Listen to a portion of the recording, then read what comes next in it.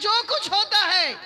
ان کی حوصلہ افزائی کے لیے ایک مشت میں تلک کے طور پہ اپنی بیٹی کو دے کے روانہ کر لیتے اور ان کی اشکشوئی کر لیتے ہیں کہ جا بیٹی جا، تجھے تو اب کچھ ملنا نہیں ہے، اس لیے یہ تھوڑا سا پیسہ ہے، تھوڑا سا سامان ہے، یہ تھوڑی سی جہیز ہے، رقم لے کے چلی جا۔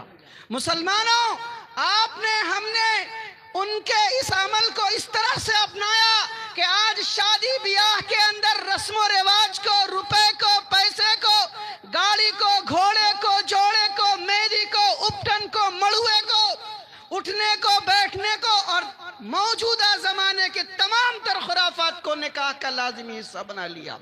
آج اس لازمی حصہ نکاح کے بنانے کی وجہ سے، پیسے کے مطالبے کی وجہ سے، لمبی چوڑی بارات کی وجہ سے، طرح طرح کے کپڑے کی خریداری اور مارکیٹنگ اور گھوڑے اور جوڑے،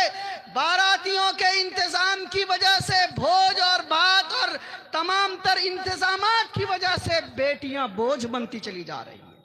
ہماری بیٹیاں آج مرتد ہو رہی ہیں، غیروں کے ہاتھ فرار ہو رہی ہیں، غیروں کے ہاتھ اپنے ایمان کا، اپنے قرآن کا، اپنے دین کا، اپنے اسلام کا سودا کر رہی ہیں۔ اور آپ کلیجے پہ ہاتھ رکھ کے بولیے،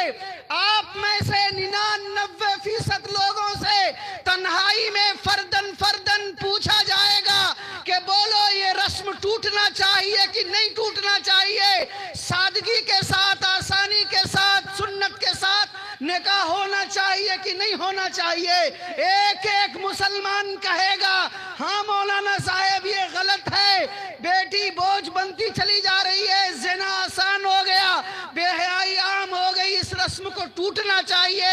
بارات کو چھوٹنا چاہیے، چند لوگوں کے ساتھ نکاح مسجد میں منعقد ہونا چاہیے۔ لیکن ایمانداری کے ساتھ آپ اگر ایک طرف یہ بات کہتے ہیں تو اجتماعی صورتحال یہی ہے کہ یہی مسلمان اور یہی مولوی اور یہی حافظ صاحب، میرے جیسا جبہ اور امامہ والا مولوی، اس بیچ سماج میں رہنے والا سب کے ساتھ مل کے وہی کر رہے ہیں جو غیر قوم کر رہا ہے۔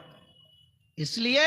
سماج کے یہاں ہم نے آنے والے تحفظ شریعت کے بینر تلے ان کی صدا پہ لبیک کہتے ہوئے آنے والے مسلمان دوستوں اور بھائیوں، اگر واقعی آپ ایمان والے ہیں، آپ قرآن والے ہیں، سنت و شریعت والے ہیں، نبی والے اور نبی کے دین والے ہیں، تو اس انفرادی طور پہ جو آپ سوچتے ہیں، اپنی بیٹی کے بارے میں جو سوچتے ہیں، سنت کے بارے میں جو آپ کا عقیدہ ہے، ایمان کے بارے میں جو آپ کا ایمان کے بارے میں جو عقیدہ ہے، اجتماعی طور پہ گھر میں، محلے میں، سماج میں، پڑوس میں، معاشرے میں، خاندان میں، اپنے دوستوں میں، اپنے بھائیوں میں، اپنے ساتھیوں میں، اپنے سرکل میں، اپنے خطے میں اس کو رواج دینا ہوگا اور نکاح کو آسان بنانا ہوگا اور نبی کی سنت پہ عمل کرنا ہوگا۔ ان اعظم النکاح برکتن ایسرہ مؤونتن، بابرکت نکاح وہ ہے جس میں کم سے کم اخراجات